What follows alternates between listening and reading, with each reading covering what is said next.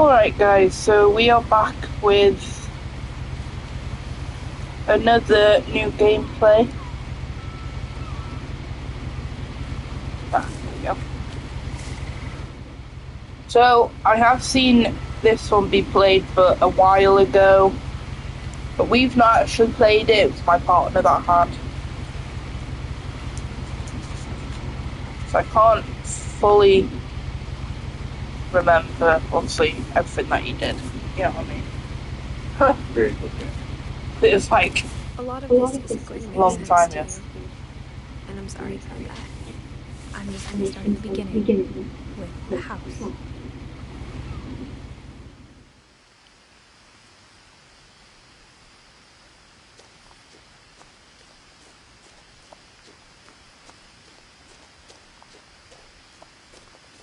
I lived here until I was 11, but I wasn't allowed inside half the rooms.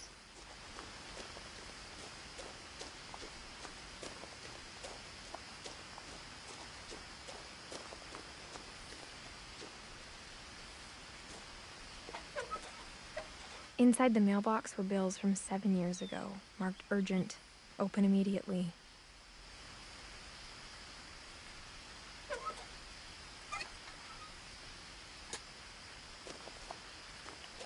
I hadn't been back since my brother Lewis's funeral.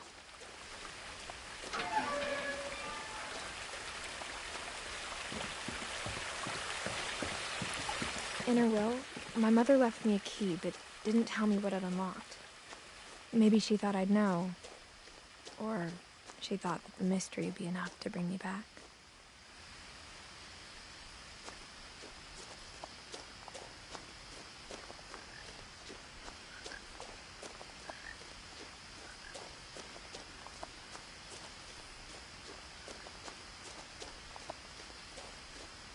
No one had driven this way in a long time, but I saw a few hoof prints.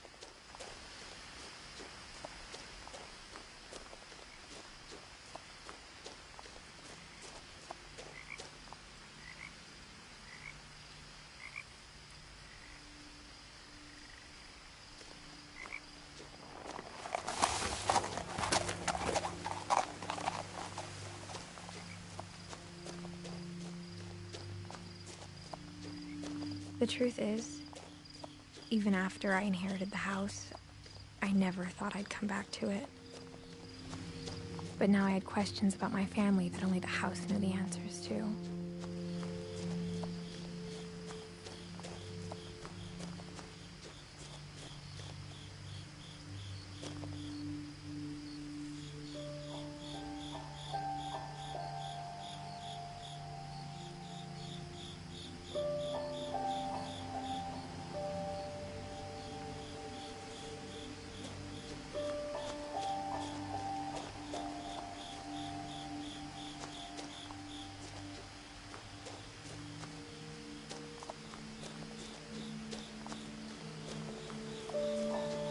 The house was exactly like I remembered it, the way I'd been dreaming about it.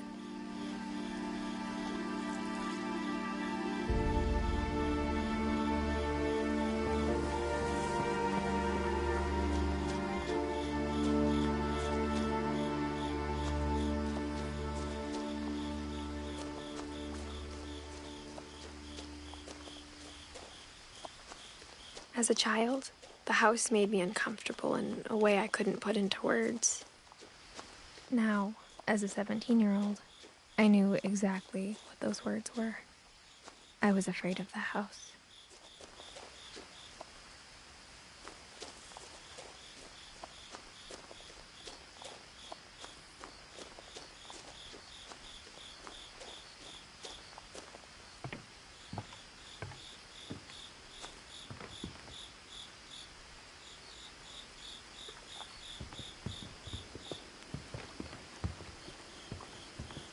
I asked Edie once about the dragon in the pond.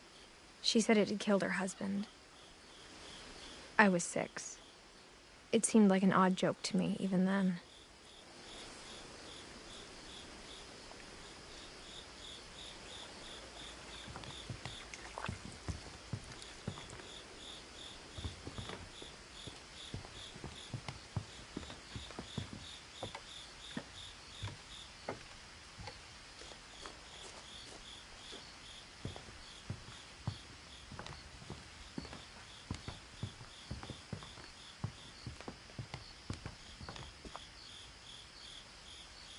I hoped the key might unlock the front door. It didn't.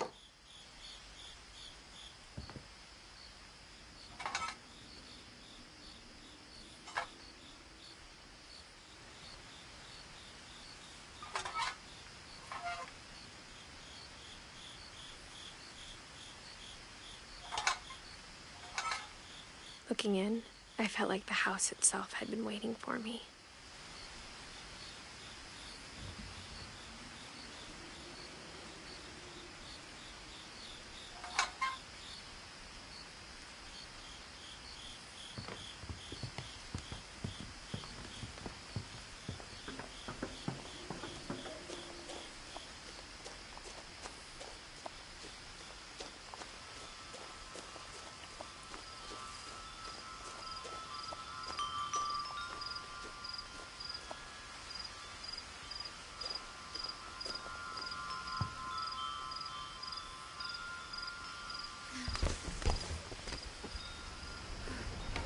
Crawling through the doggy door used to be a lot easier when I was 11.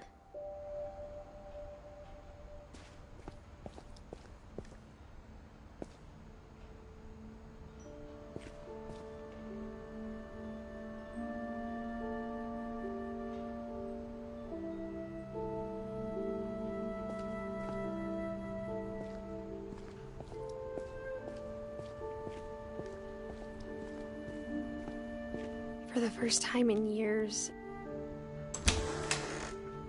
I felt like I was home.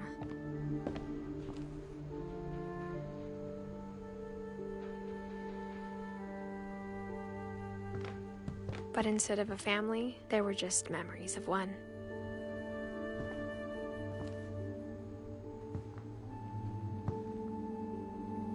Like how only one restaurant would deliver to our house, so we had Chinese a lot.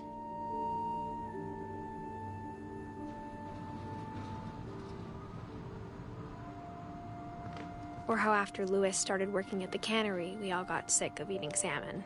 Except our cat, Molly.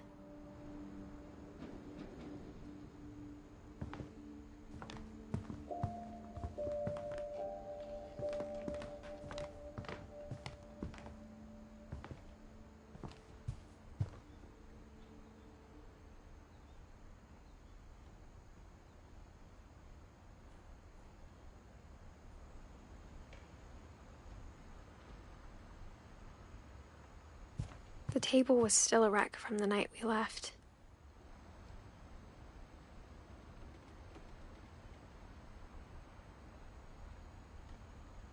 It was like a bomb had gone off, killing everyone but sparing the furniture.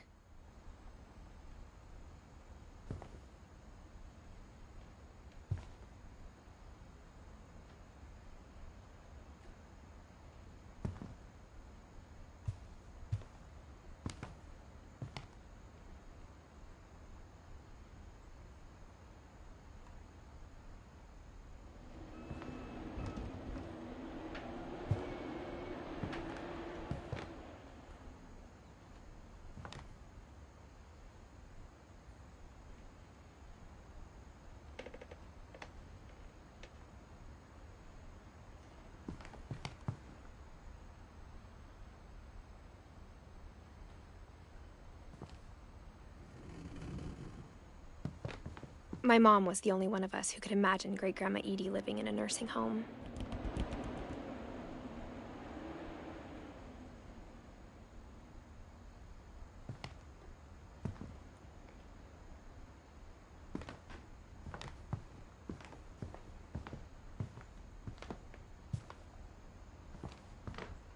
Nothing in the house looked abnormal.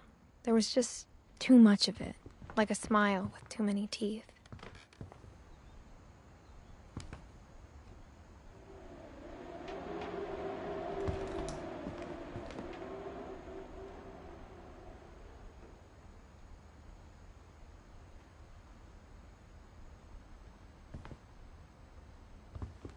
Even the fireplace had a story. Edie told me the bricks came from the original house, after it sank.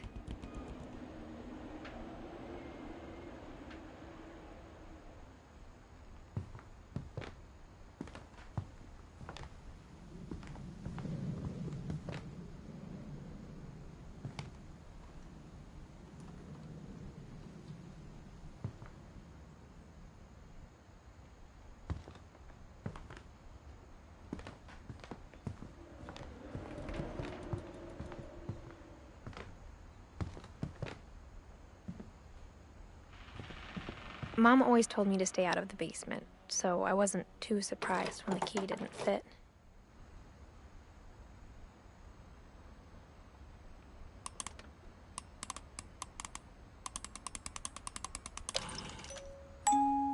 Great-Grandpa Sven built a music box for Barbara, along with the rest of the house.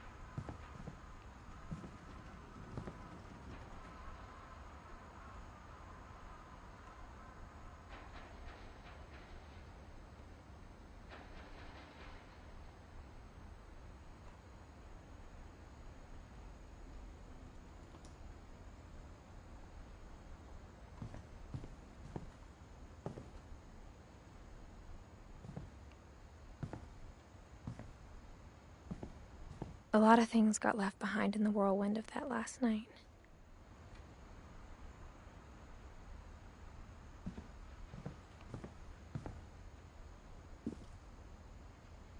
After Milton disappeared, Mom sealed up all the bedrooms. Then Edie retaliated and drilled peepholes.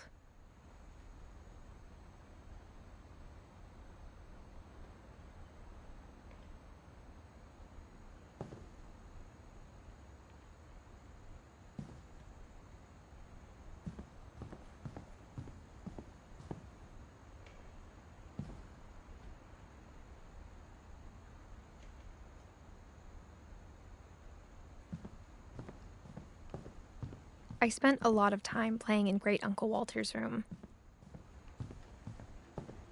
Lewis told me there were secret passages, but I never believed him.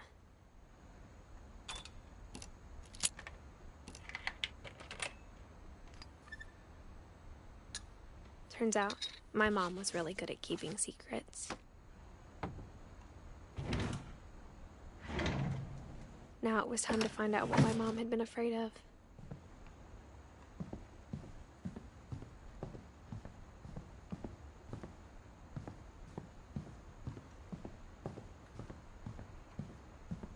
Whenever people ask me about my family, the first thing they always want to know about is Barbara.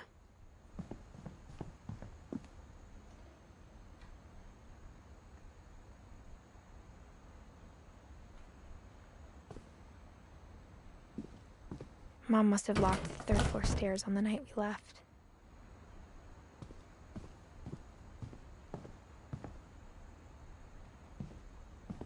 Edie's father, Odin, built the original house.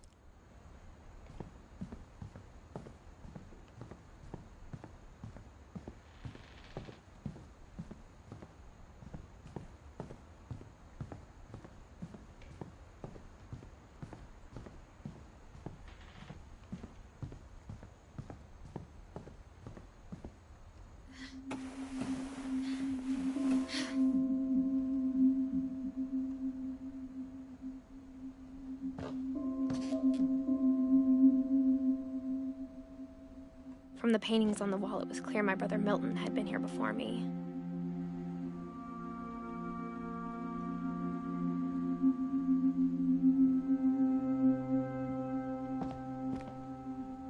Reading this, maybe it sounds like I had a plan. But I had no idea what was behind that door.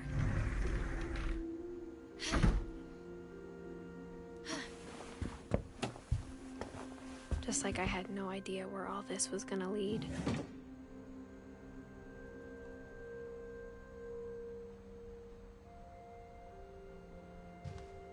I grew up looking at Molly's room through the peephole. Molly's gerbil had a tiny bedroom with its own even tinier gerbil cage.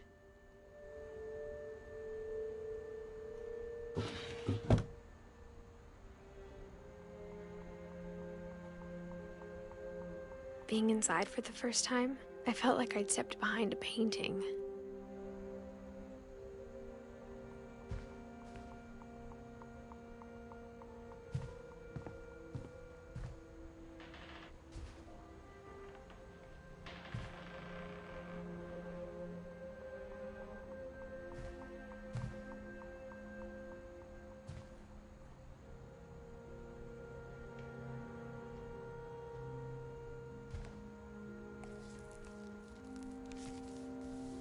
December 13th, 1947.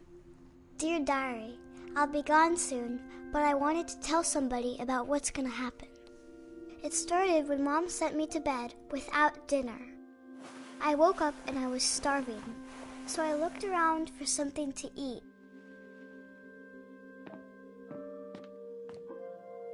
The gerbil food was dry, but I didn't mind it.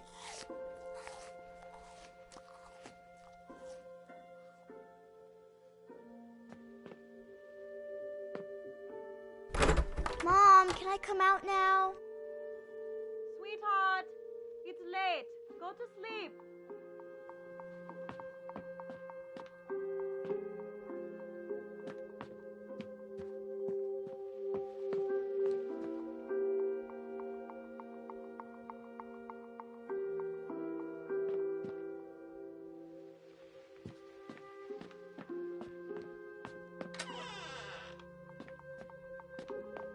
I kept eating and eating.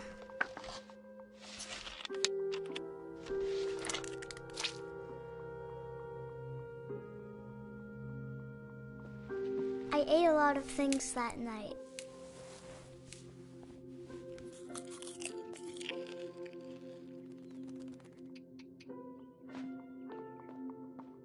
Then I heard chirping outside my window.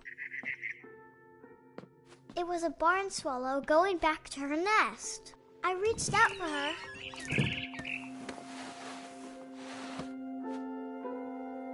And suddenly, I was a cat.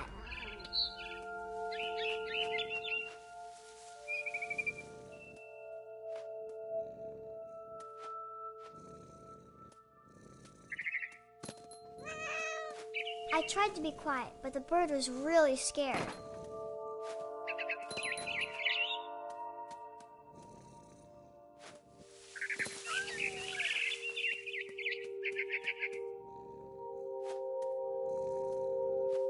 Mom and Dad didn't even look at me.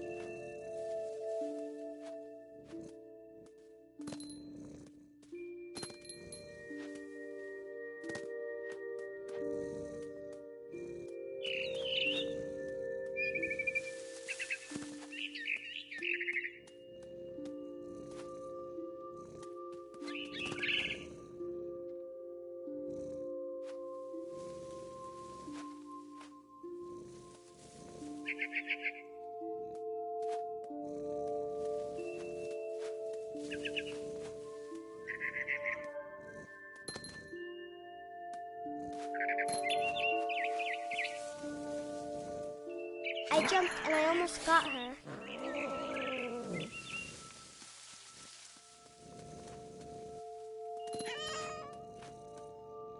I could tell she was getting really tired.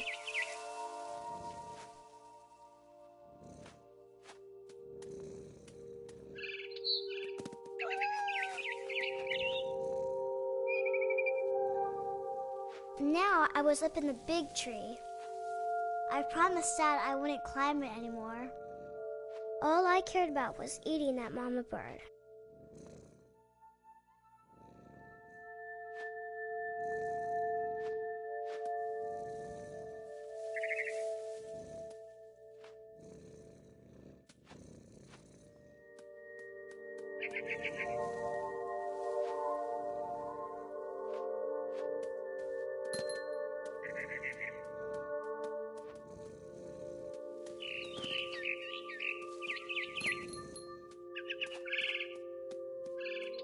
I gobbled her up. And suddenly, I was an owl. First, all I heard was the wind. Then I heard little teeth nibbling in the grass.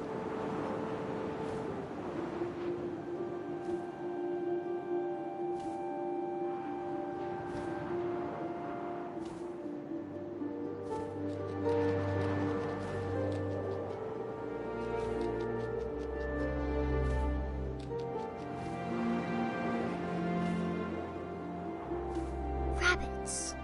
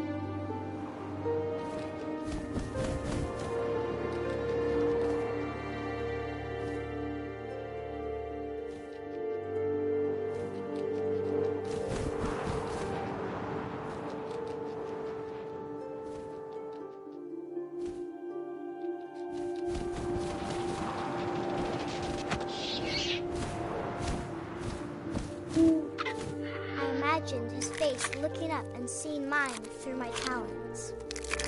I swallowed him up, and I didn't chew one bit. Then I flew off to find something bigger.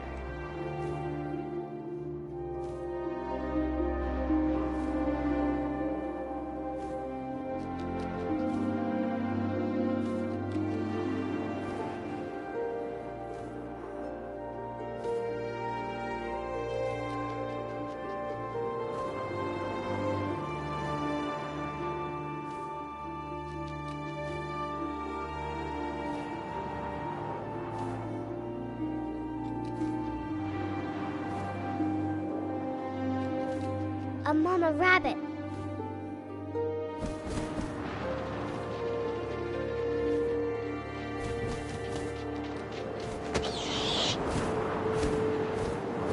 She was almost too big to carry. I started choking, but I couldn't stop eating. And suddenly, I was a shark.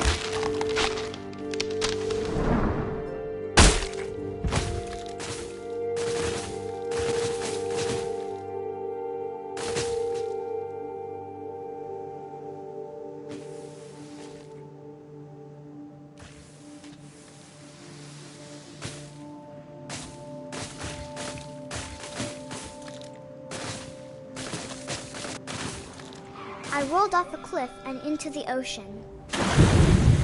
Now, I was hungrier than ever.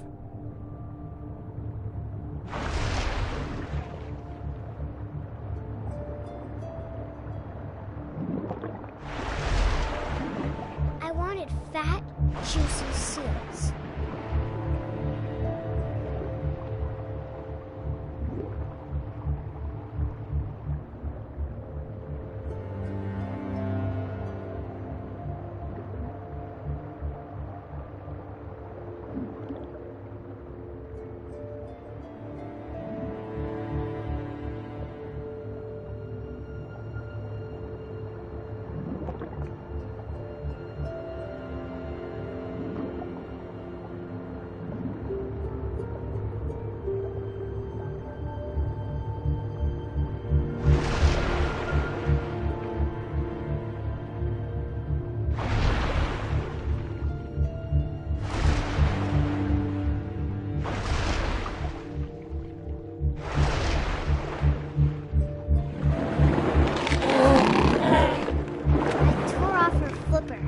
Tasted really good.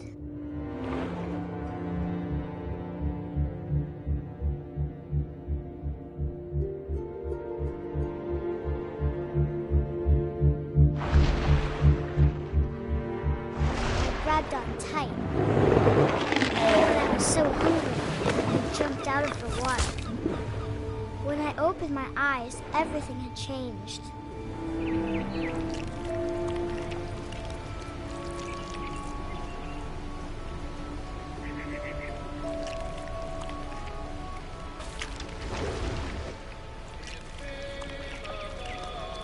Now I was a monster, and I smelled people everywhere.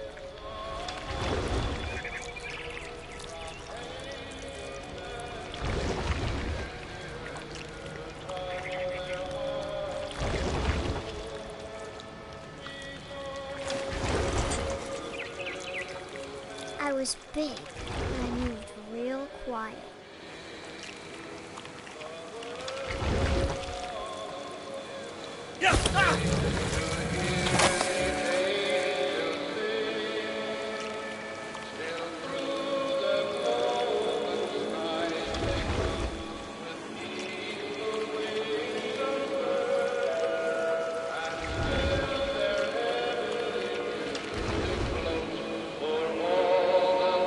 I wanted to stop, but also I didn't.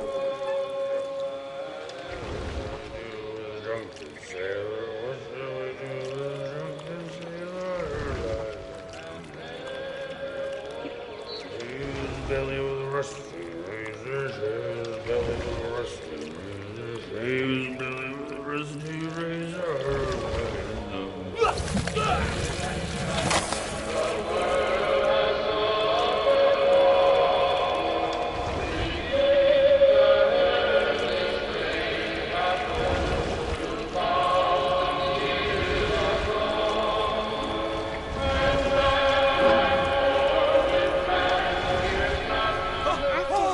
Passenger, I was still hungry. And across the water, I smelled something new. Something I had to have, so I swam towards it.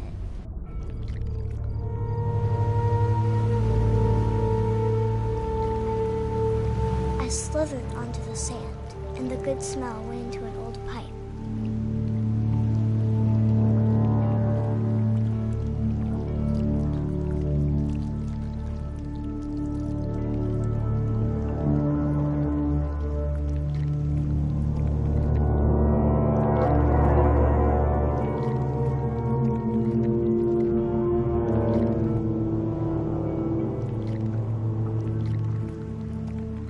I got closer and closer.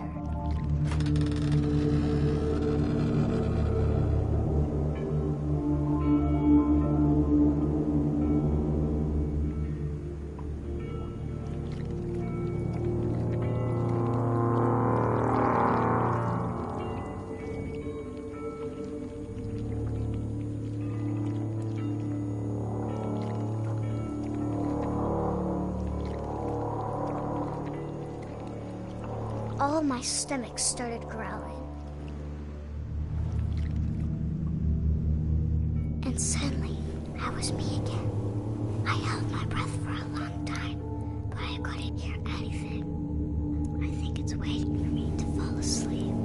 But it's not going to wait much longer. It needs to feed, and we both know I will be delicious.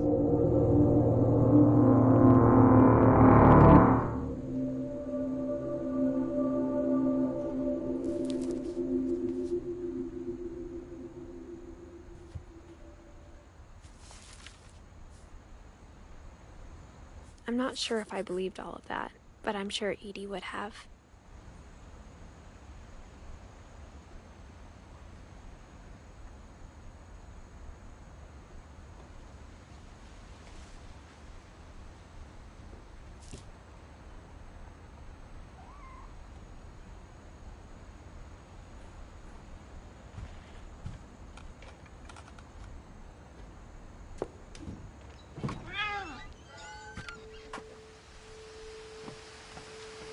This will be obvious later, but my mom never told me any of these stories. Edie would have, but Mom didn't like bringing up the past. Though, when we adopted a stray kitten, she was the one who named it Molly. I spent a lot of time in Great-Grandma Edie's room.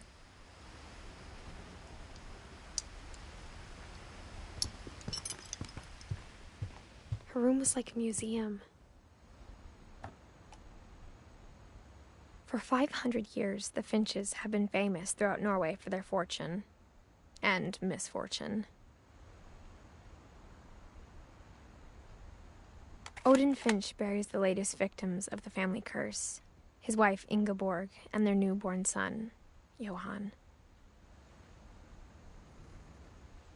On January 7th, 1937, he set sail with his family and his house, hoping to leave the curse behind. But 40-foot waves off the coast of Washington send the house and Odin to the bottom of the sea. Odin's daughter Edith, with husband Sven and baby Molly, step ashore on their new home, Orcas Island. Odin Finch is the first to be buried in the new family cemetery. His daughter Edith is already dreaming of a new Finch house.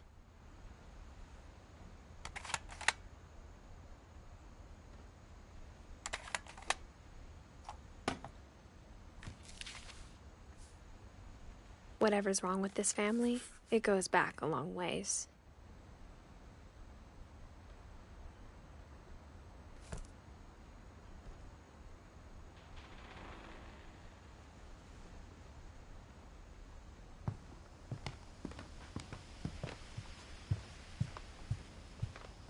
Even in her 90s, sometimes Edie seemed a lot younger than my mother.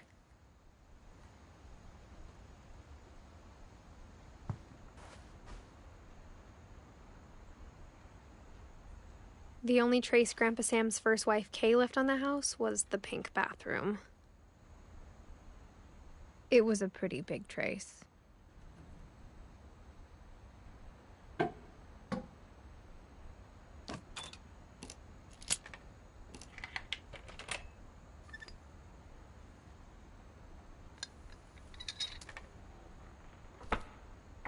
There's a secret in this bathroom.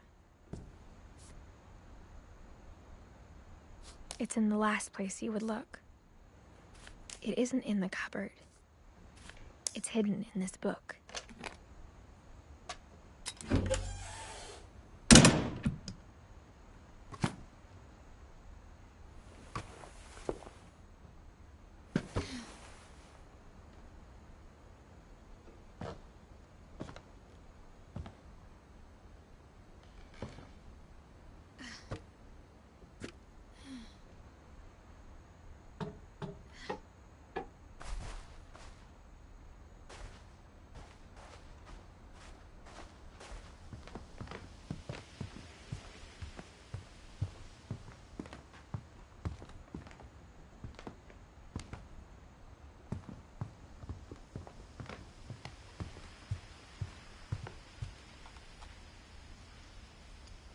When Edie told people Sven was killed by a dragon, she could also have said he was building a dragon-shaped slide that collapsed.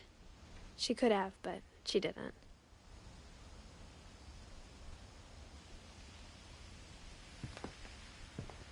One summer, they evacuated the island, but Edie refused to go.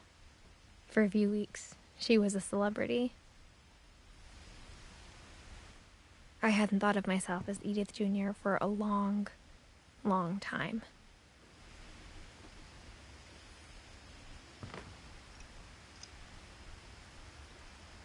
Edie gave a big interview about a mole man living under the Finch house. My mom was furious. Louis died a week before we left, but Edie had already started to memorialize him. Great-grandma had always been the family's biggest fan.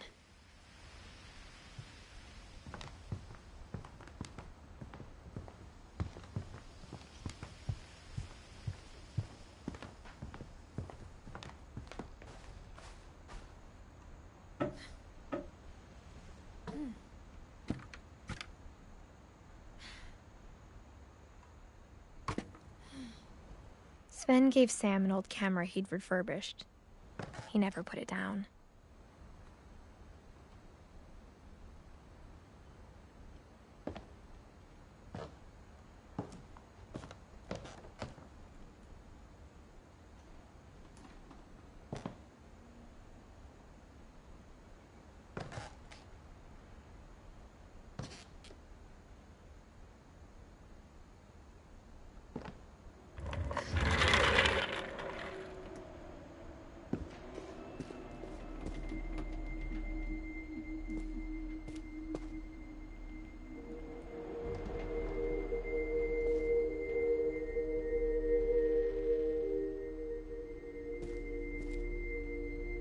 I knew Grandpa Sam had a twin,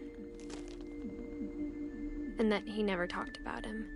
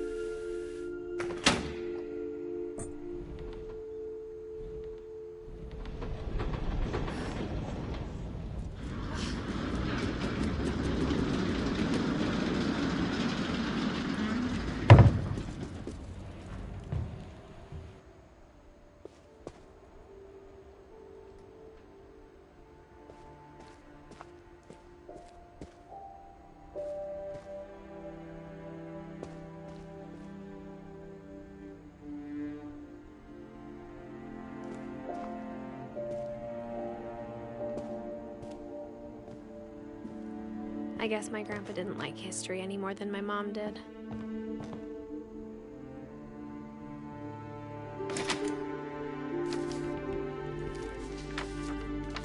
How I Want to Remember My Brother by Sam Finch. The thing I remember is that when he made up his mind, that was it.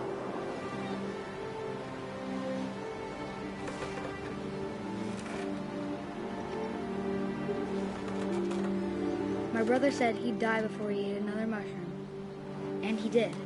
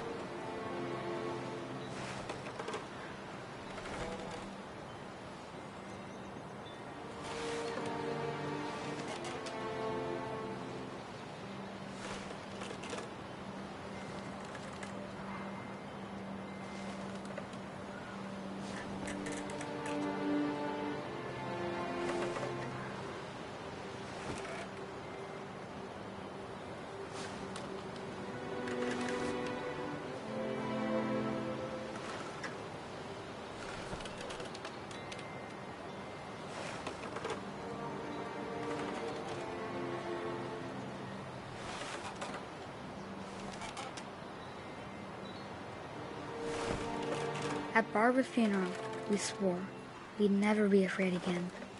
And he wasn't. I think Calvin always wanted to fly.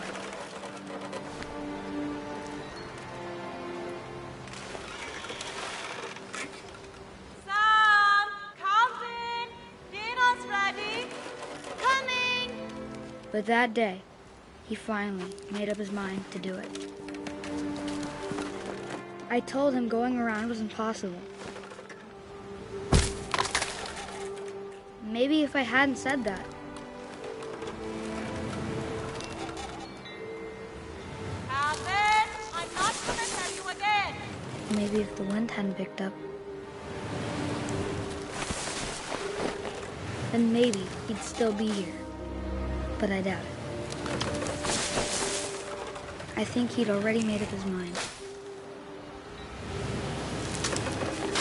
That's what I want to remember about my brother.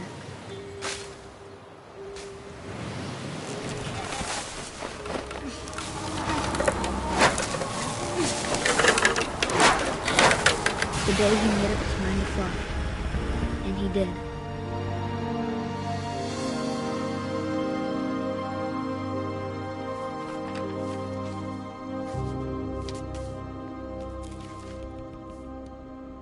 Calvin's story felt strangely familiar.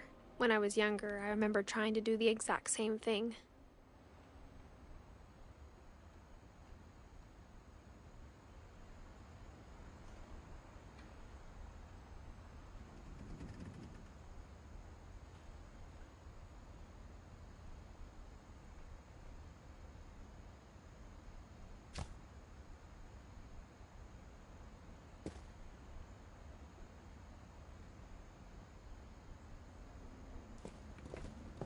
After the funeral, Edie roped off Calvin's half of the room.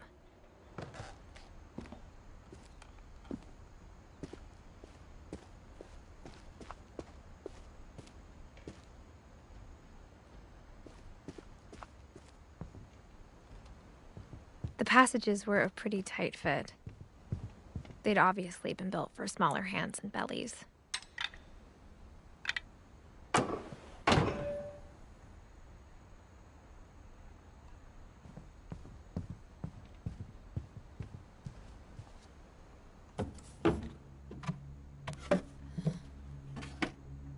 Growing up, I always thought of Barbara as a child star.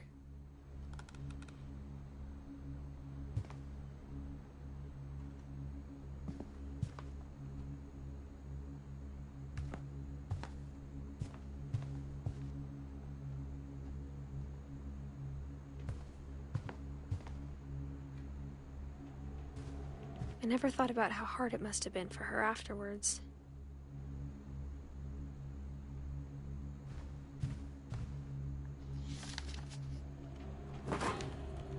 Of all the stories people wrote about Barbara's death, I'm surprised Edie saved this one.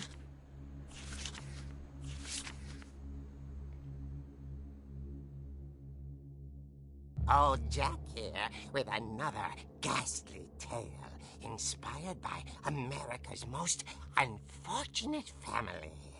I'm calling it The Surprise Ending of Barbara Finch. As a child star, Barbara was famous for her scream. Now at 16, she was all washed up. A has-been. But in a lucky break, she'd been asked to perform her signature scream at a local convention for monster movie fans. It was just the boost her career needed. Unfortunately, her scream hadn't aged well. Getting better. I think you just need the right motivation. Her biggest fan and current boyfriend, Rick, was about to demonstrate when... Now that was a great scream. It was Barbara's father, Sven. He'd slipped into a table saw and had to be rushed to the emergency room. So Barbara got stuck babysitting her youngest brother, Walter. Her convention comeback was cancelled. Okay, I'm hearing frustration, but I'm not hearing terror. What if I tried... A gang of hoodlums in Halloween masks have been terrorizing Orcas Island tonight. Police are urging residents to... That came from the basement. You're right! Also, I loved your delivery on that. Why is your basement door locked? Because my dad likes making puzzles and secret passages. There's a key hidden in the music box. The secret is to keep winding and winding until finally the key pops out. Thanks, babe. I'll be back in a sec. 20 minutes later, Rick hadn't returned. So Barbara went to look for him, right on cue. She reached for the music box.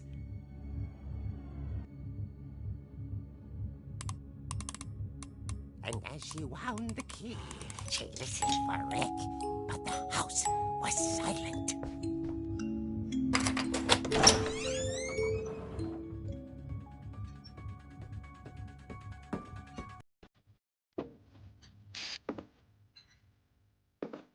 She found Rick's crutch and imagined the worst.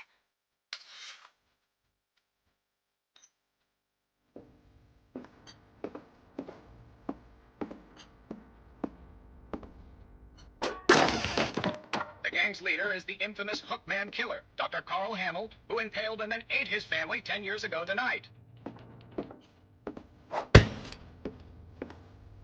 The old fridge rattled and grew still.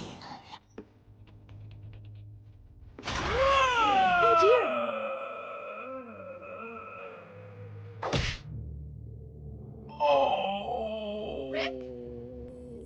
Barb, relax. I was just trying to scare you to help you find your scream. Well, I'm not scared, Rick. I'm furious. Then act furious. All I'm getting from you now is that you're hurt and confused and She threw him out, but she kept a little something to remember him by. Barb, have you seen my other crutch? And she was still holding it when she fell asleep watching the Late Picture Show. Hours later... Barbara! Walter, what's going on up there? Ah! Okay, I'm coming up, but if this is a trick, you're dead, Walter.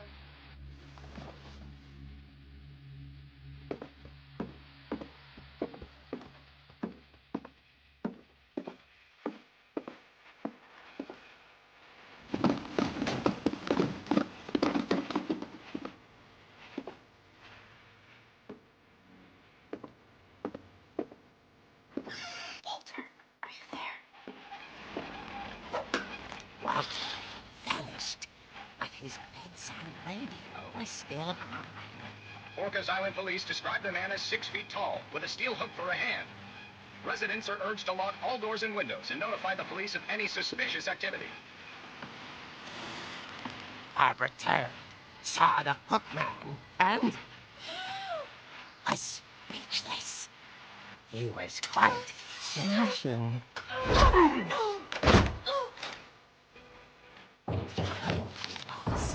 He couldn't get enough of Barbara.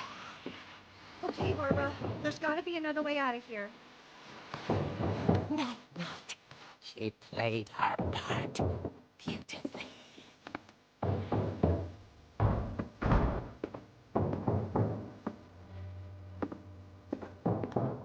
Molly's door hadn't been opened in years. The hinges groaned.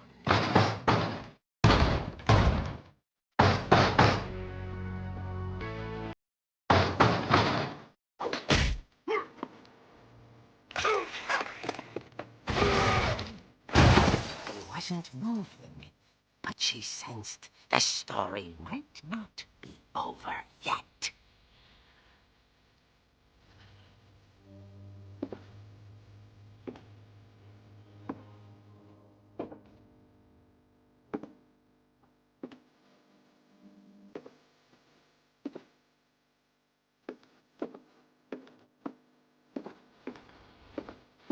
The hookman had vanished.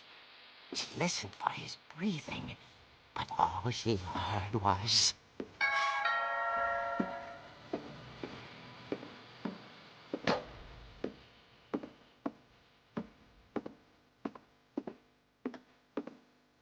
At the door, she heard whispering. It was coming from inside the house.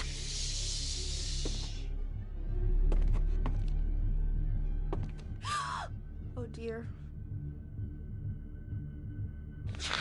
The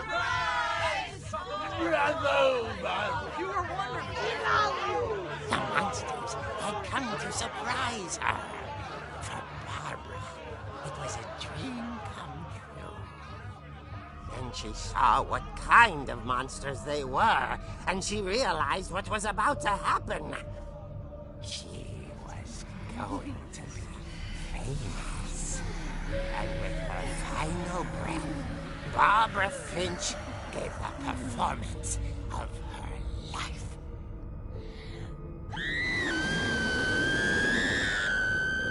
I wasn't there myself, but I hear Barbara was magnificent. Poor girl. She had a taste for stardom. But unfortunately, so did her fans. Of course, the police blamed it all on poor Rick, who disappeared the same night. And little Walter? Hiding under his bed the whole time. He took it all pretty hard, but that's another story. As for Barbara, tucked inside the music box was all they ever found of her. Her ear. Now that's what I call a real eerie tale.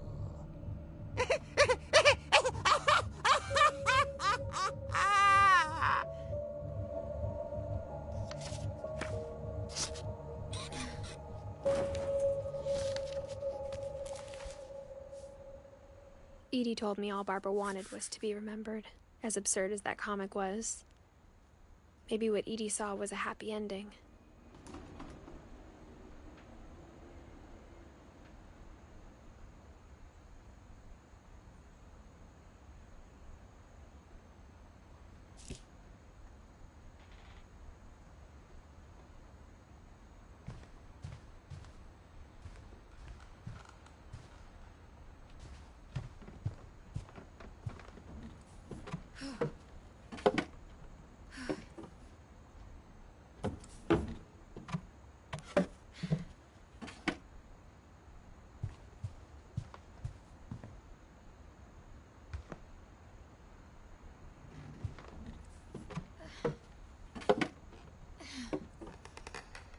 I guess now I know why Mom didn't like me playing with the music box.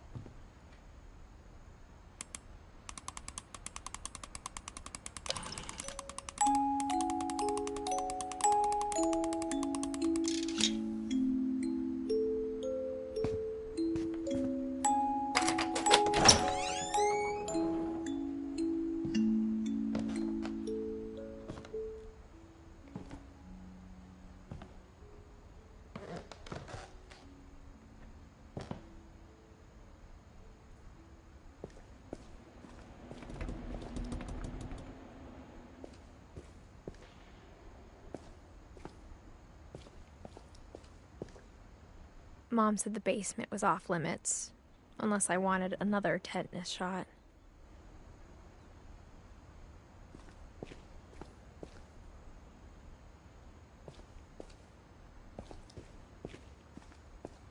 I saw Edie sneak down to the basement once, carrying packages.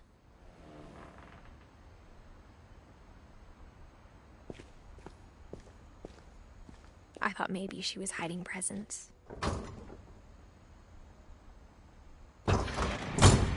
It turned out she was hiding a lot more than that.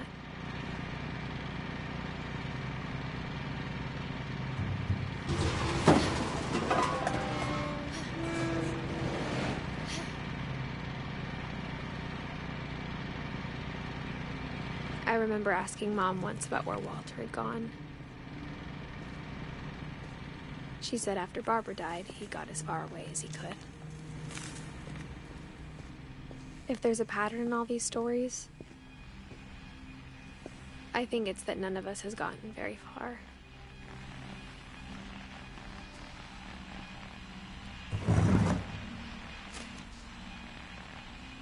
Goodbye, everyone. I can't believe I've been down here for 30 years. On that first day, after the shaking started, I didn't think I'd survive the week.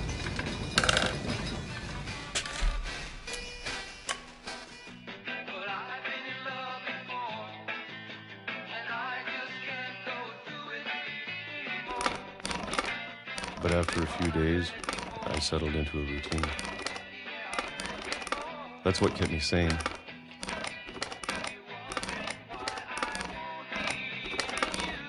Having a schedule, living for today. I always expected to be dead tomorrow.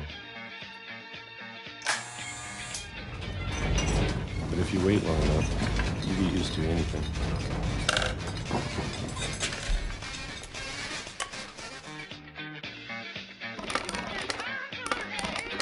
Even a monster on the other side of the door starts to feel normal.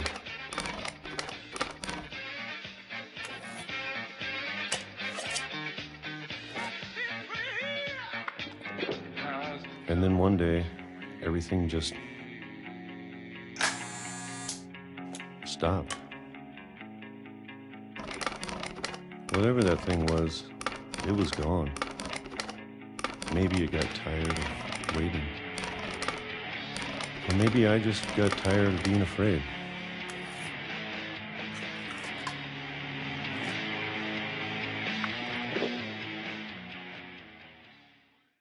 It's been a week now, the longest in 30 years.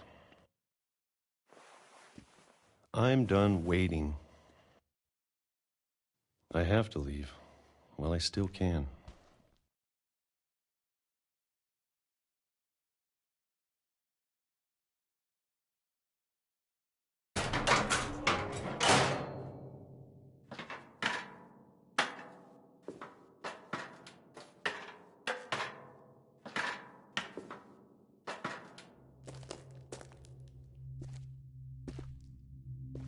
I know it's out there somewhere. Whatever killed Barbara, and Molly.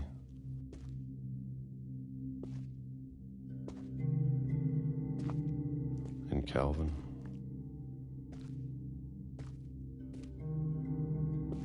Maybe this is all a mistake. But I need to stop living the same day, even if it kills me.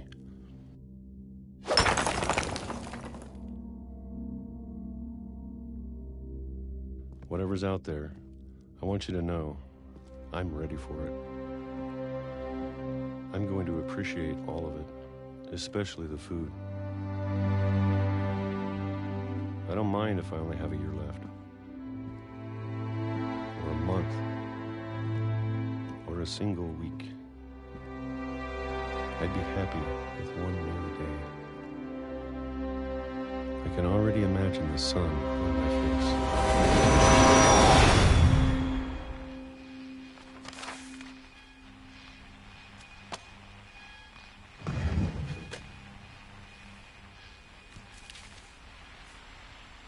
Walter died when I was 6. I can't believe my mom never told me he was down here.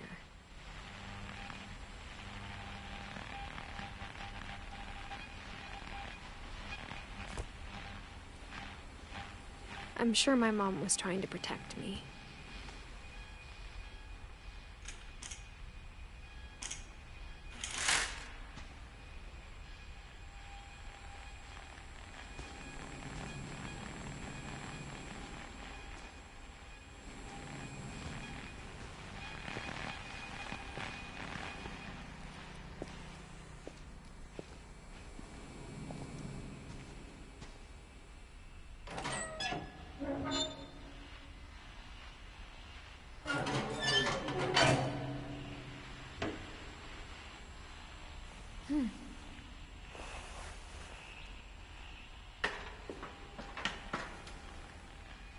Maybe she was afraid I'd end up like Walter.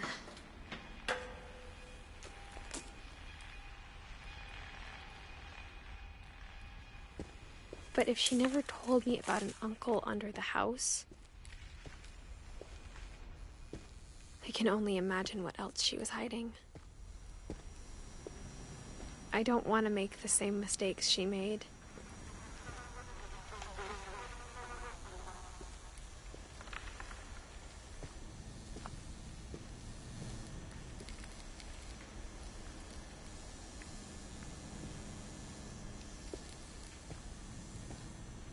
Trying to bury something that's still alive.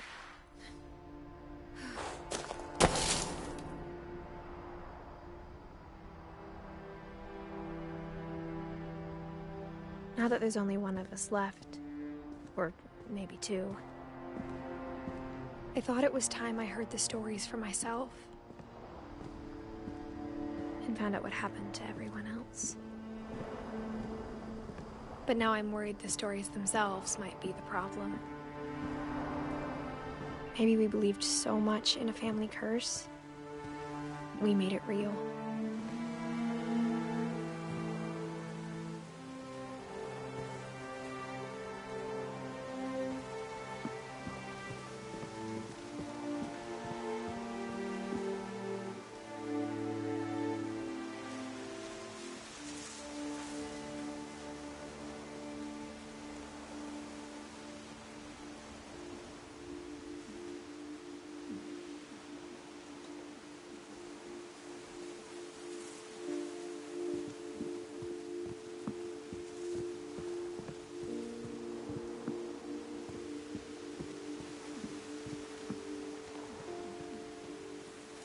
I don't know if I should even be writing this.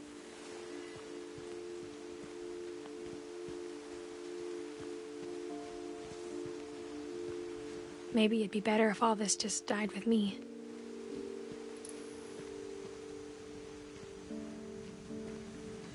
But I thought you should know about your family.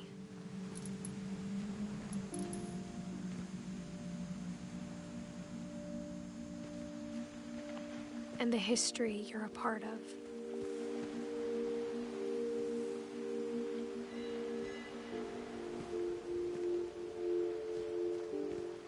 Though to be honest, I feel as lost as you probably do right now.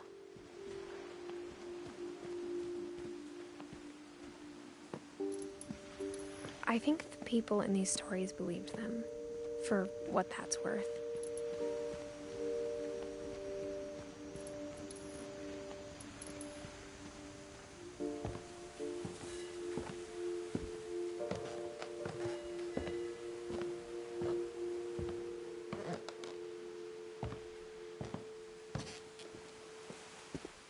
And when you look at the house, that history of imagination and stubbornness and madness, any of it seems possible.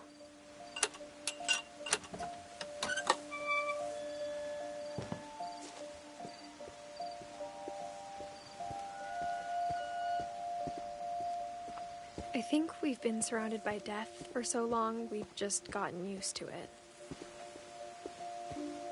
What kind of family finishes building a cemetery before starting the house?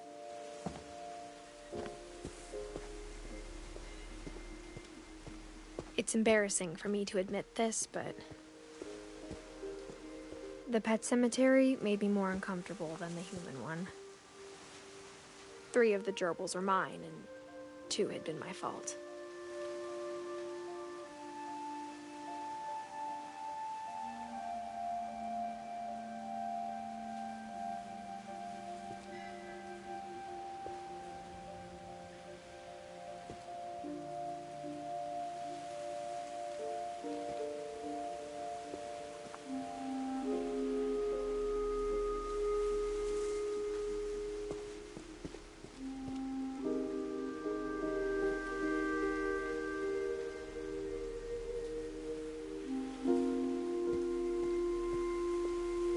Sven built the house, but it was Edith who designed the cemetery.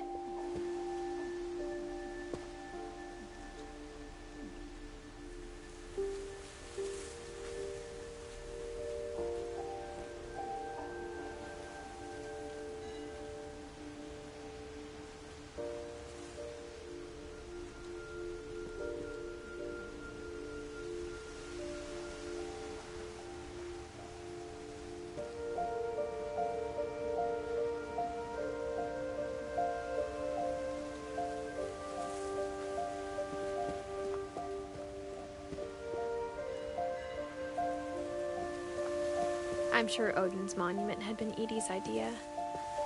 My mom was always trying to move on, but for Edie, the past never went away.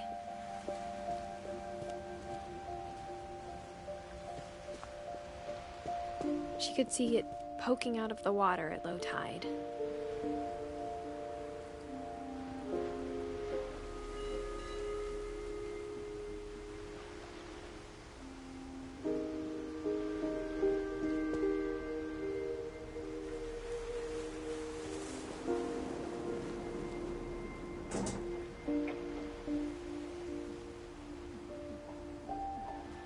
Edie said she dreamed about the old house every night.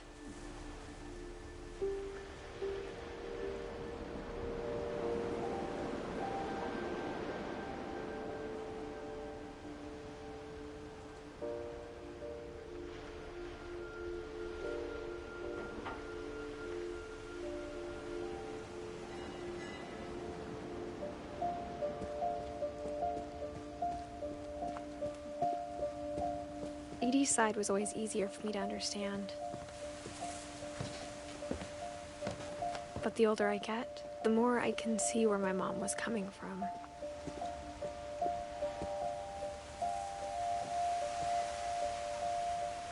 Her dad had been pretty strict, but it wasn't enough to save her brothers. She was just trying to do better.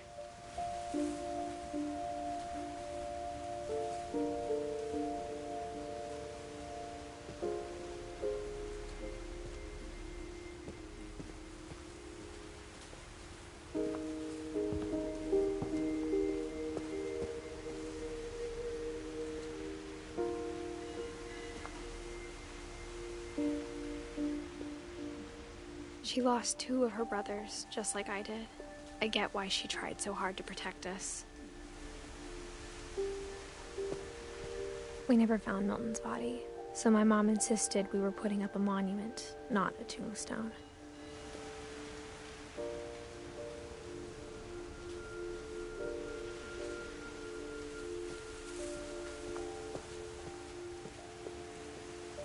There's so many things I wish I could ask my mom now. Part of me thinks this is what she wanted all along. For me to come back someday and find everything out for myself.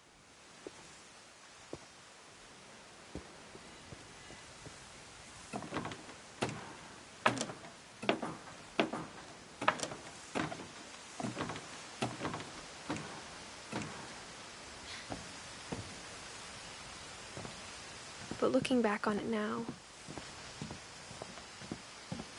if she told me there was going to be so much climbing, I never would have come when I was 22 weeks pregnant.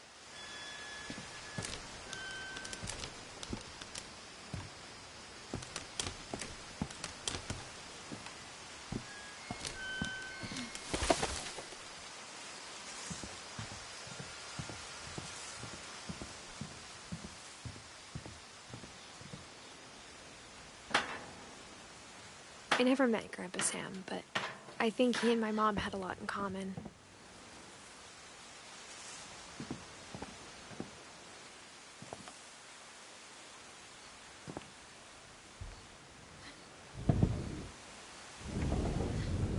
They were both pretty intense.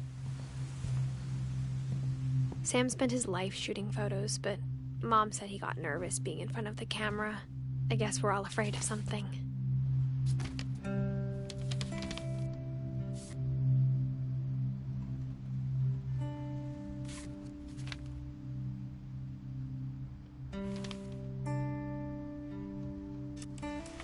Dawn, I promise, you'll never forget this weekend.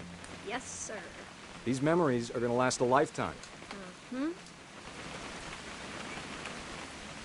Am I gonna have to shoot anything?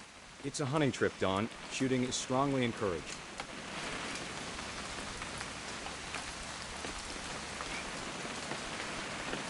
What?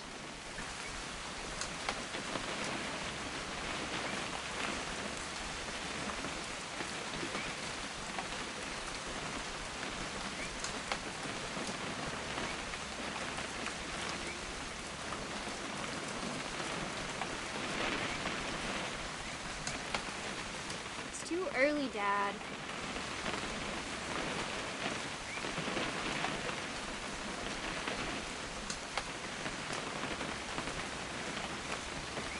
Okay.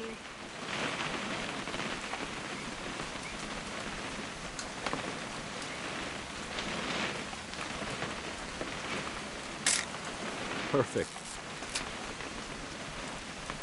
It's gonna rain the whole weekend, isn't it?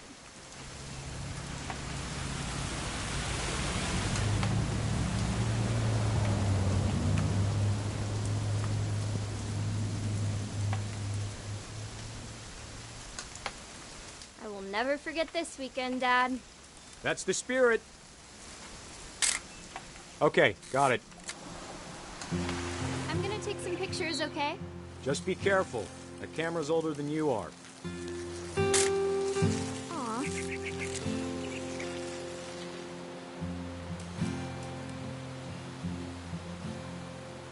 You're right, Dad. It's starting to clear up. Still freezing, though.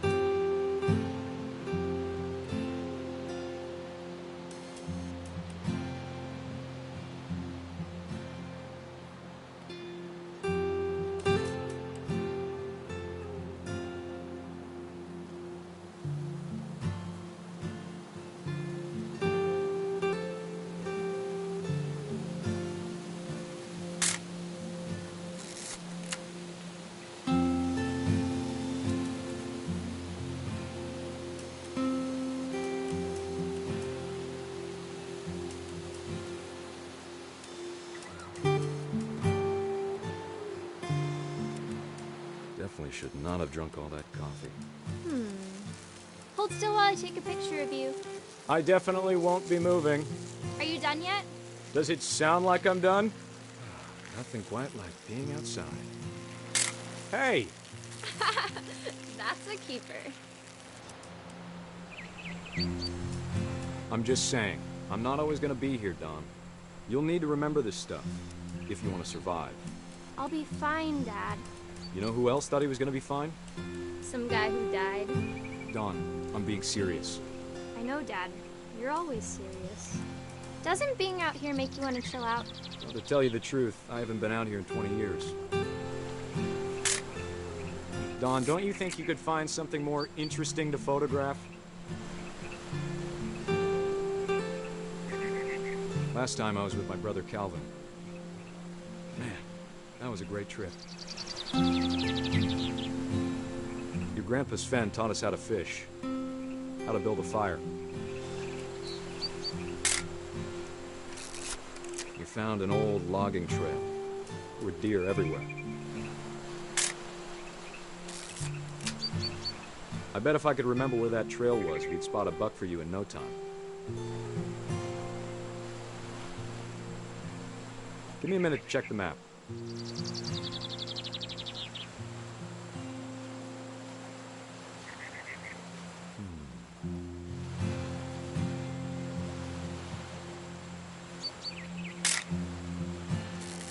Let's see.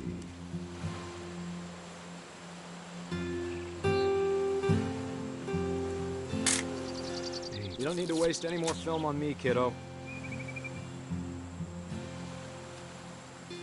What was it?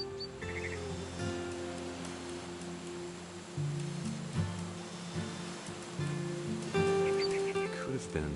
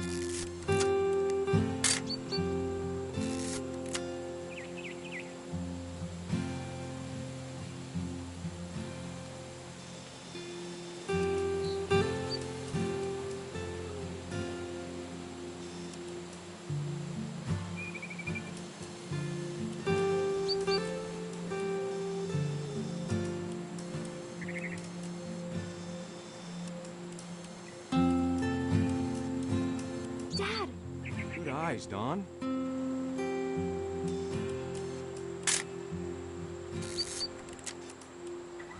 Before you take the shot, let me get a picture of you.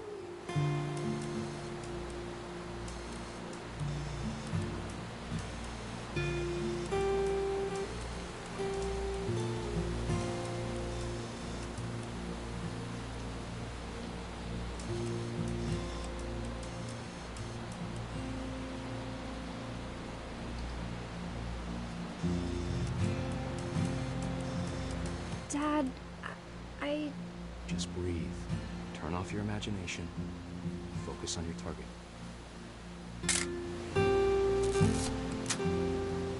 Let me get behind you. Do I have to do this?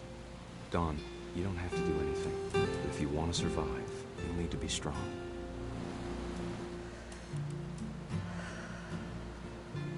Now keep yourself squared up. Great shot, Dawn!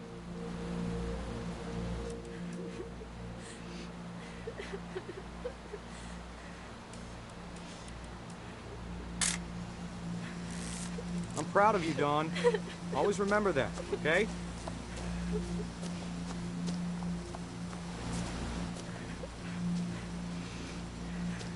Dad, it's twitching. I think That's it's totally so... normal, Dawn. Just focus on the camera. Try not to think about... Dad!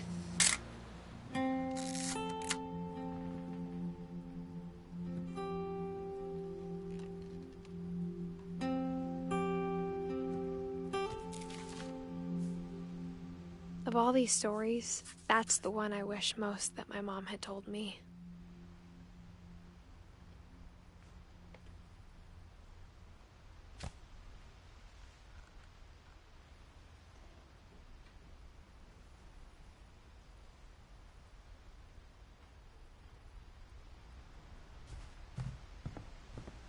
Instead of hiding from death, Sam seemed to go out of his way to meet it.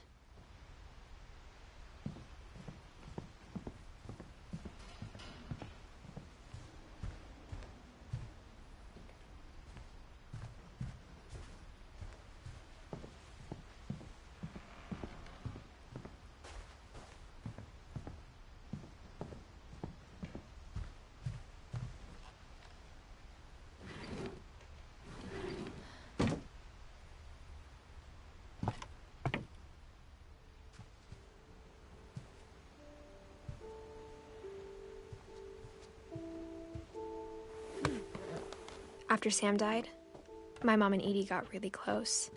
They'd both lost a lot.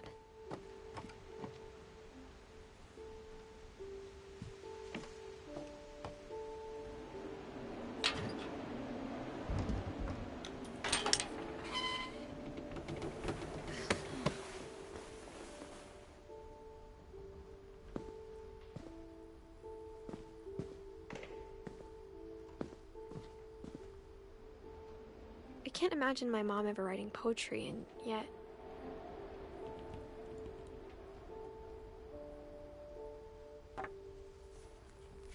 A poem for Gus, who always said the wedding was a bad idea. Our father never hit us kids, at least not very hard, before the day my brother said with teenage disregard that he'd be dead before he'd see a wedding in our yard.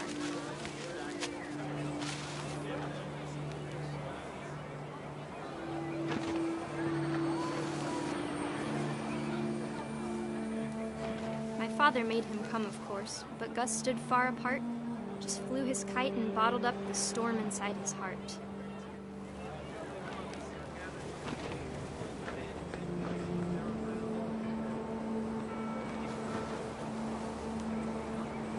I tried to talk him out of it, but though he'd never met her, we don't need a stepmom, were the words that I now pronounce you husband and wife. You may kiss the bride.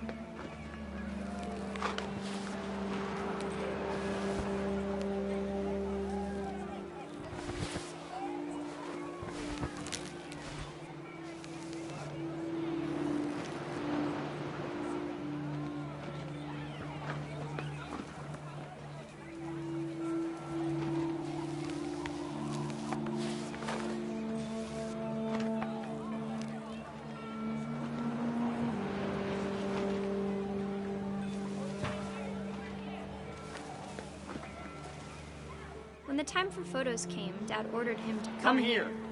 But Gus declined, and as a sign held up his middle finger.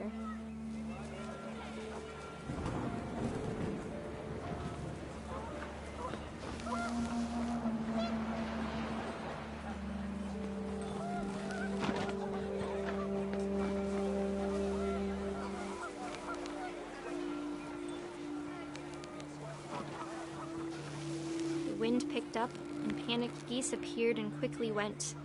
But all the humans did that day was go inside the tent.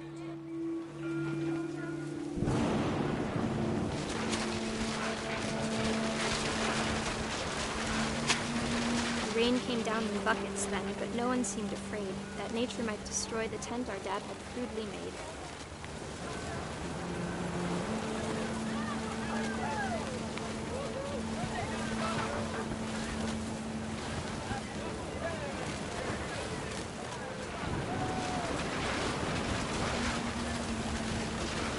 Thunder sounded much too close and full of angry power. But all my father said to this was, "Make the music louder."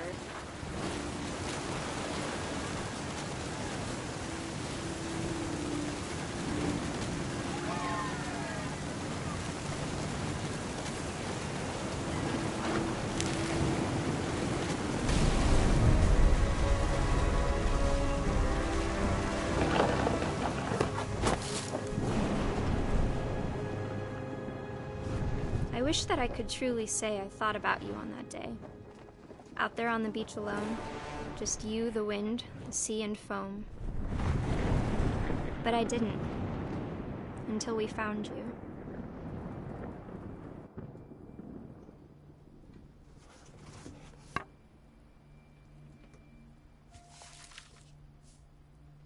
She never talked about him, but Mom told me once if I was a boy, they were going to name me Gus.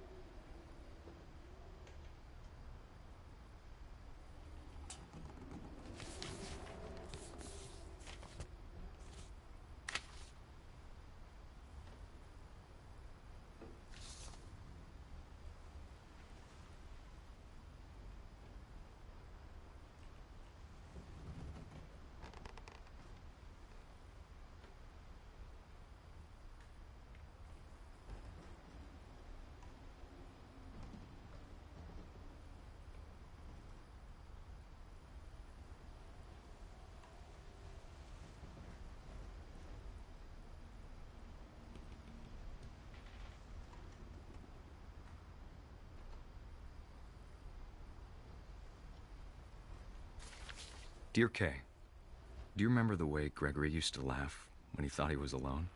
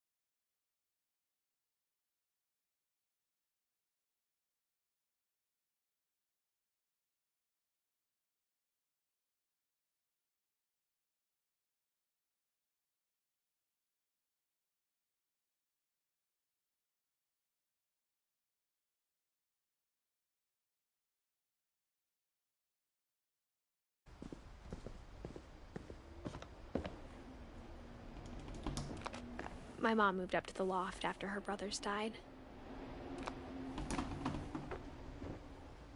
At the time, it was as far away as she could get.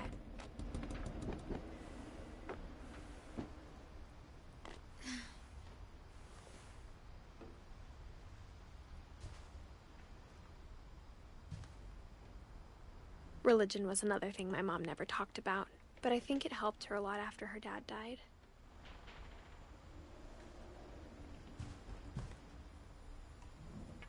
My mom moved to India a week after graduation and got a job teaching English.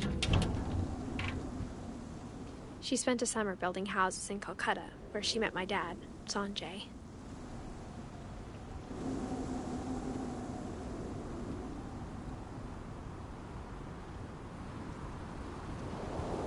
Louis was born a year later.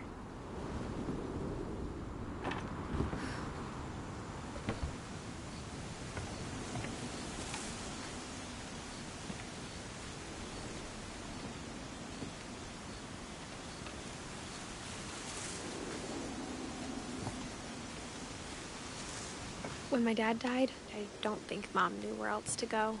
I'm sure Edie was happy to have her back.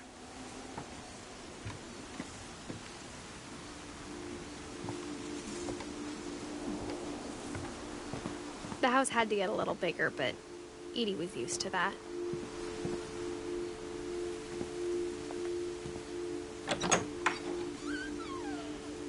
And for a while, things were good. Almost normal.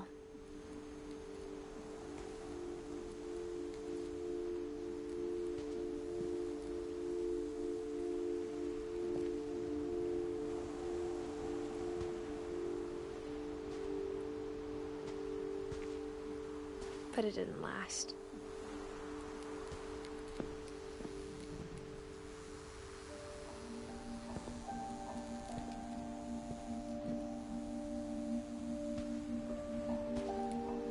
The beginning of the end was Milton's 10th birthday, when Edie gave him a castle.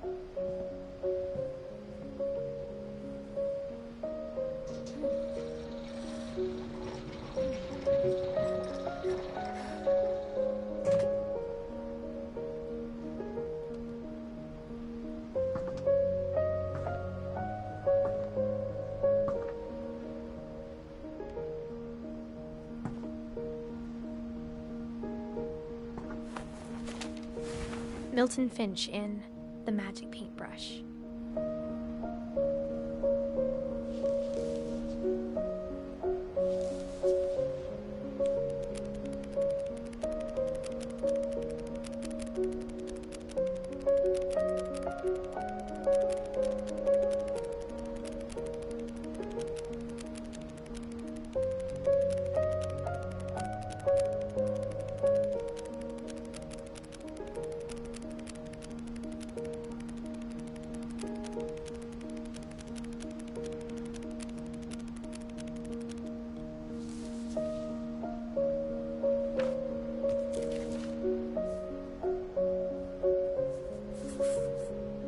I was 4 when Milton disappeared.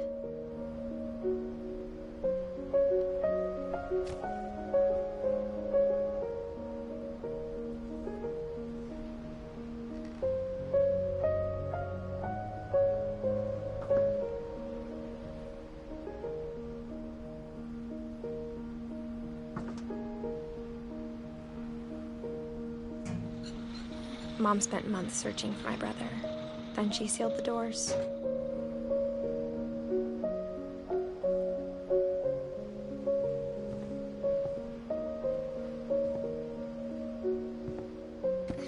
whatever Milton had found in the house. Mom didn't want it getting out.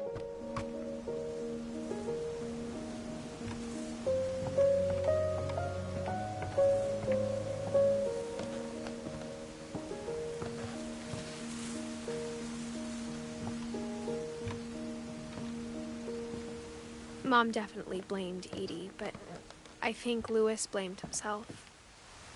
After he graduated, he just spent more and more time in his room, until Mom got him a job at the cannery.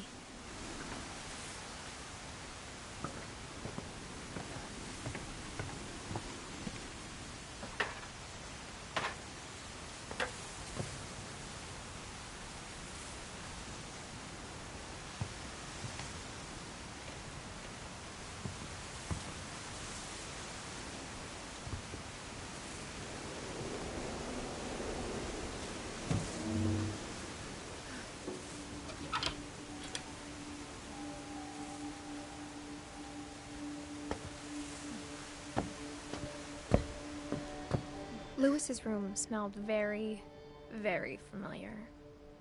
That part of him lived on.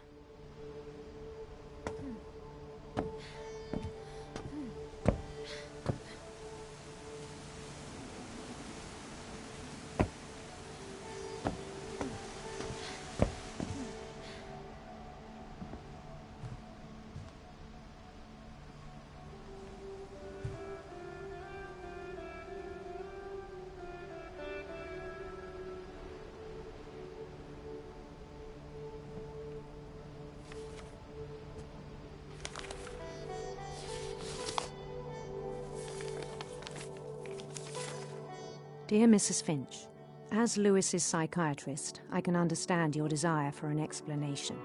As I see it, the trouble began in January, shortly after we convinced your son to seek treatment for substance abuse. Newly sober, I believe Louis first noticed the monotony of his daily life.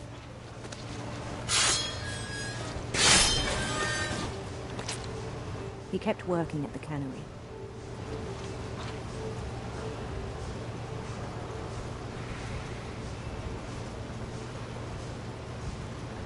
But he withdrew part of himself.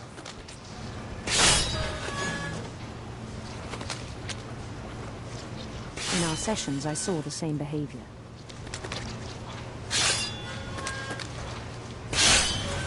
His mind began to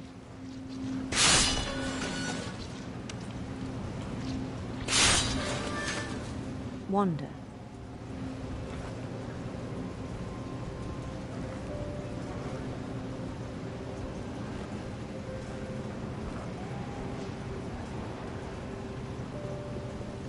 I asked him to describe it. He said he started small, imagining a labyrinth. He'd feel his way about. Then something moved. Bats. And toads.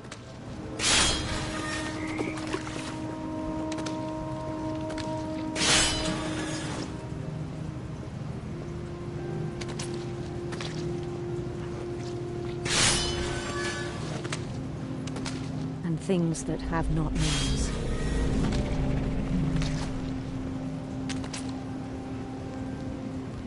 He knew it was all in his head.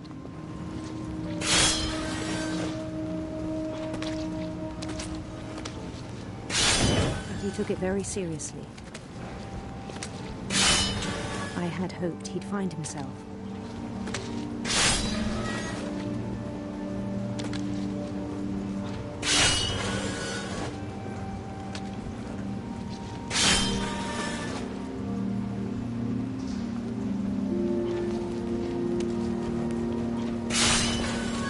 But he found something more. I worried about him then.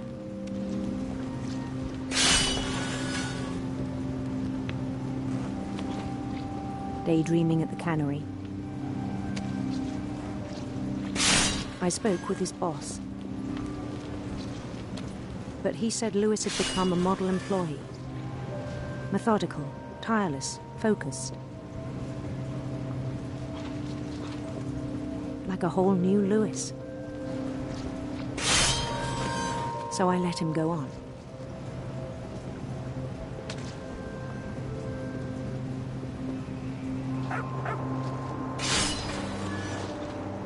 I even encouraged him. It seemed very promising at first. He told me he'd made a new friend.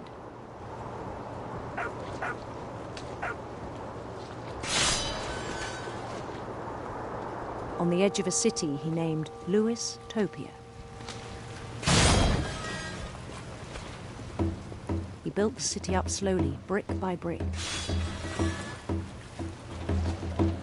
Then he made musicians.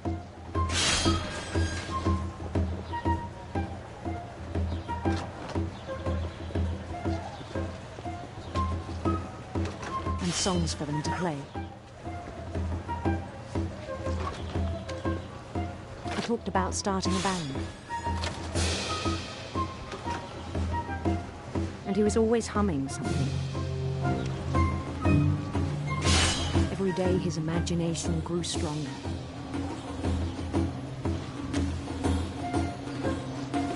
He no longer spoke at the cannery. But his chopping was as reliable as ever. Then one day it struck him that all the cheering crowds, even the stones under his feet, were all in his imagination. So he could do whatever he wished.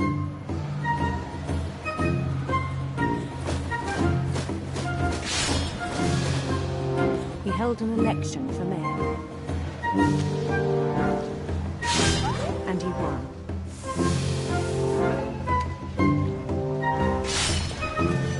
They begged him to stay, but his mind was already wandering. It became a game for him.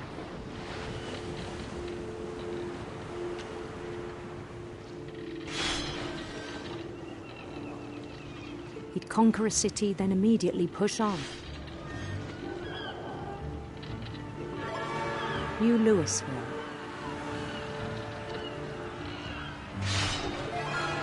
St. Louis. He started drifting away from our reality.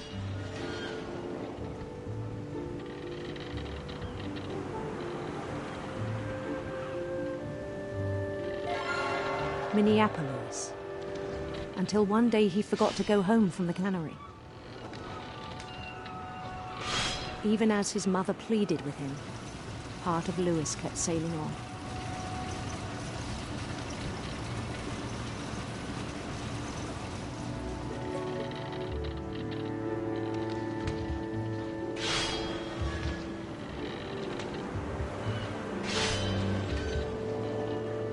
In Lewisburg, he heard rumors of a handsome queen.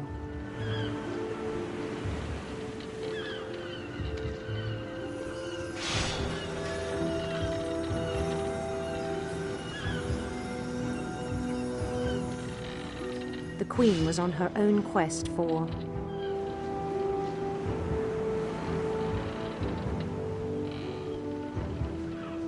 radiant rainbows.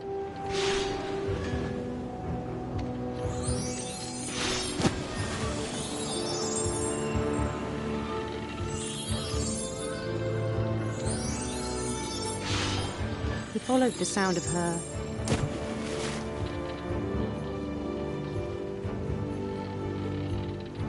silver harp.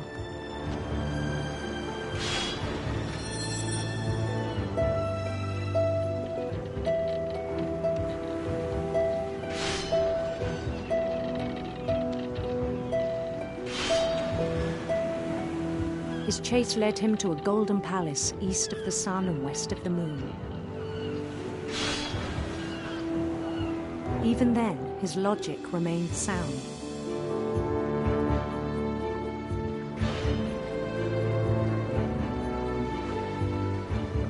He knew the world was all in his imagination.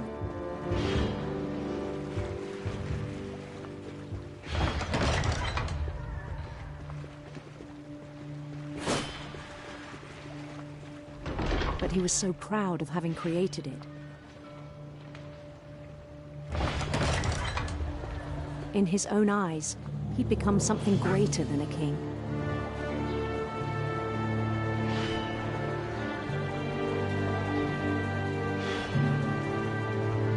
For someone who'd never known success in the real world, I think it was overwhelming.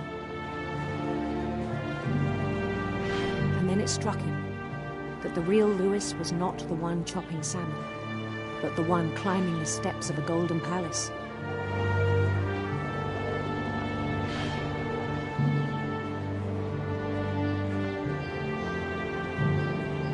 My imagination is as real as my body, he told me. It was hard to argue with him.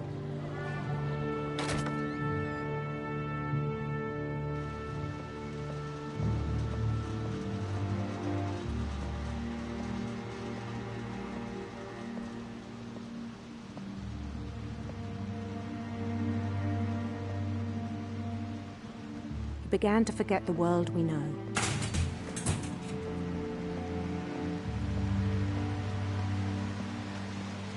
I think it pained him to remember Lewis, the cannery worker.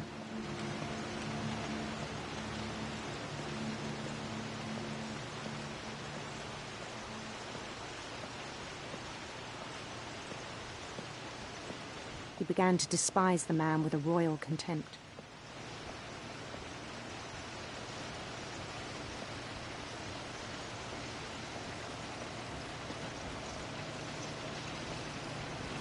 I still thought I could save him.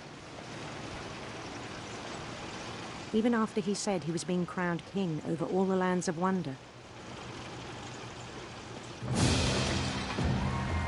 The palace would be packed with his companions.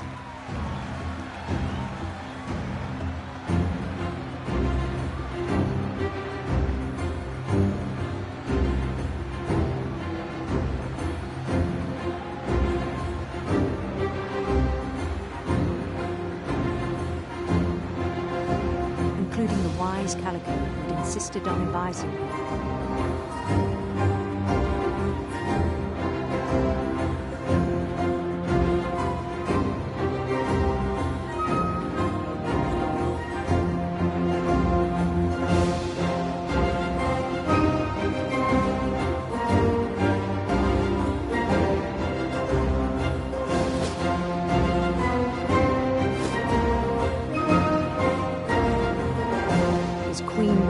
Holding his crown.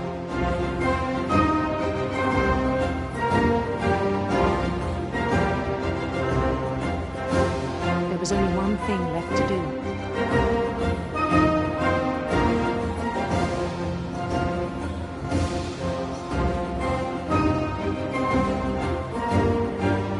Bend down his head.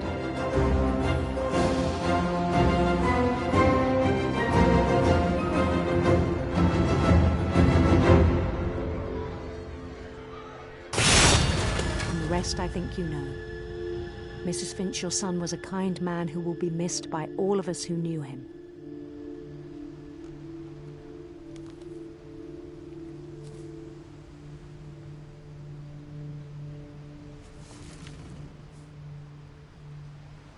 My brother was really cool. I wish you could have met him.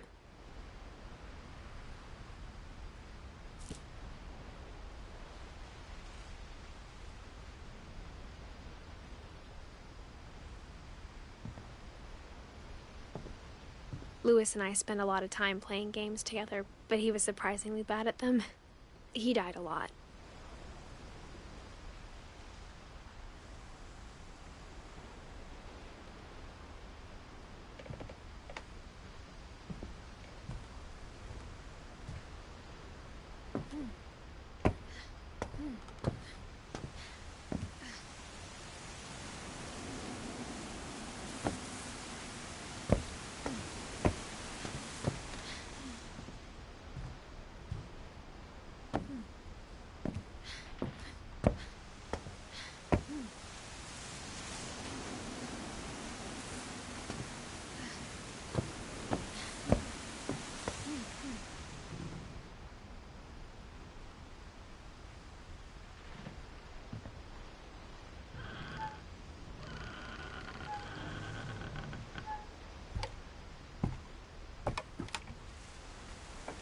On the way back from Lewis's funeral, my mom told me to start packing.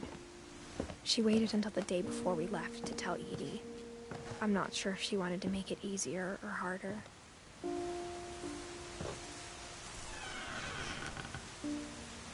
I wish we'd stayed. But I understand why we left.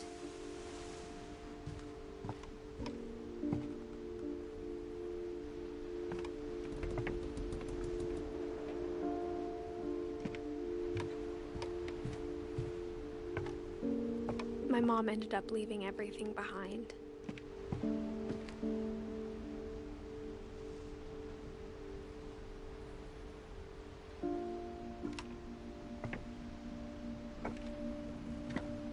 What happened that night had been coming for a long time. Maybe it should have come sooner.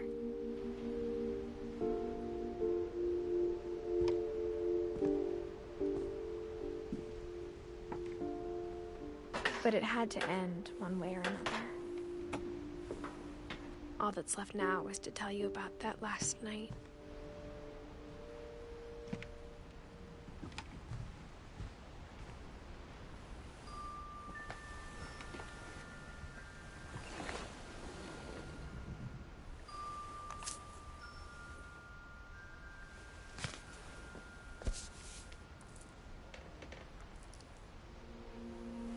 That whole last day, Edie just watched us pack and didn't say a word.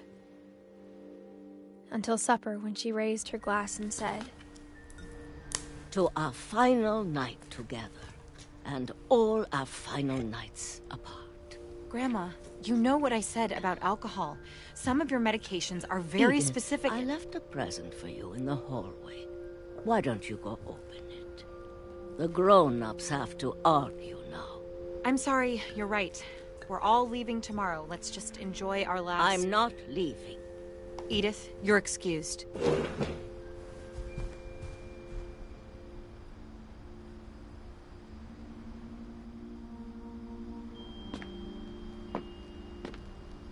The power had been shut off that morning, but Edie always had plenty of candles. When my mom sealed the library, I don't think she knew about the other entrance. Or that Edie had a key to it.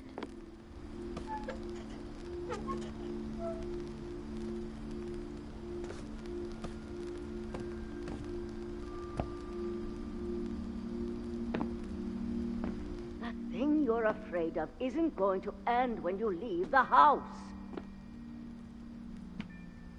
Edith has a right to know these stories. My children are dead because of your stories. I think it's best if Edith and I leave tonight.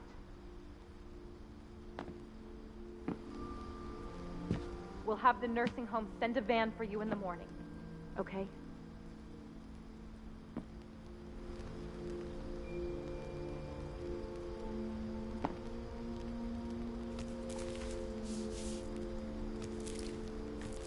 Dear Edith, there's so many stories I wish I could tell you. But there's only time for one. This is about what happened on the night you were born. That night, the tide went way, way out.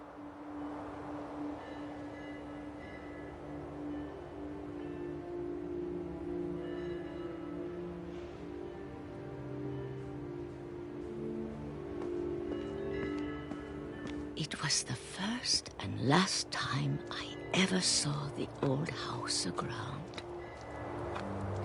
There'd been an earthquake out in the middle of the ocean. They called it the lowest tide in 1,000 years. God, it smelled awful. You know, I've seen that house every day of my life.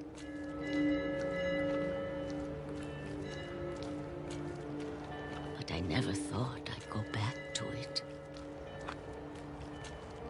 When the fog rolled in, I lost my way.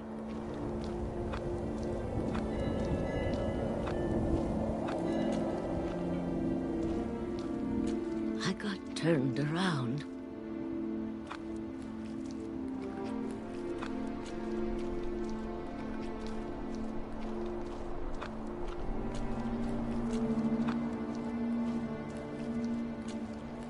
For a while, I wondered.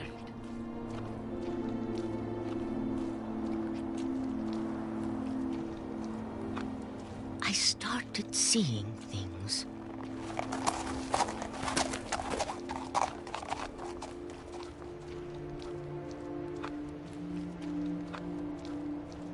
Things I'd forgotten had ever existed.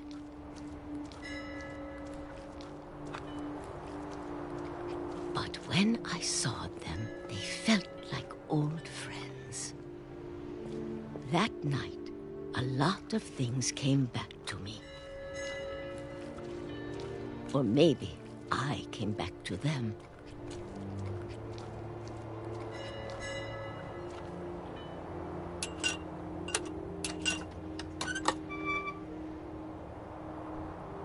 Things I can't explain, but that I need you to try and... Edith, what are you doing in here? It's mine. Edith! Mom, you're gonna rip it! Let go! I kicked and screamed, but Mom dragged me to the car.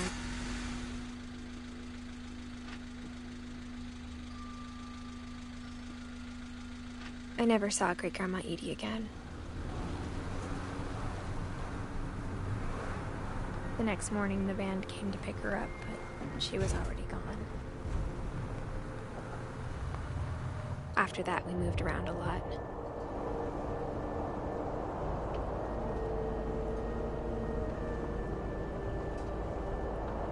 We both tried to make the best of it.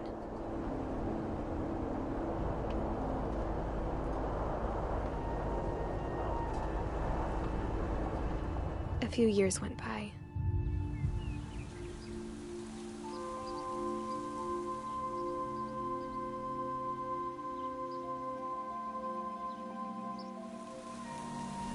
My mom didn't like to talk about it. But she started getting sick a lot.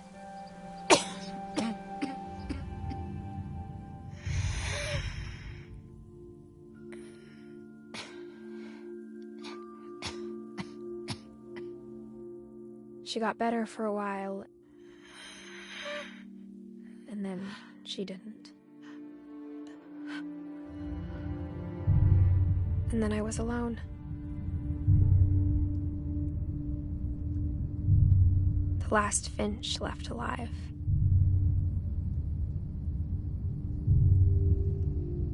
Until I found out about you. I'm still not sure what to tell you about all this. If we lived forever, maybe we'd have time to understand things. But as it is, I think the best we can do is try to open our eyes. And appreciate how strange and brief all of this is.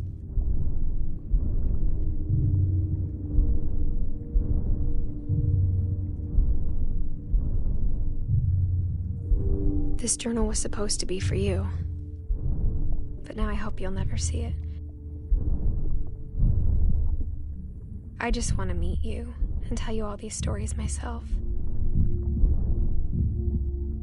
But I guess if you're reading this now, things didn't work out that way.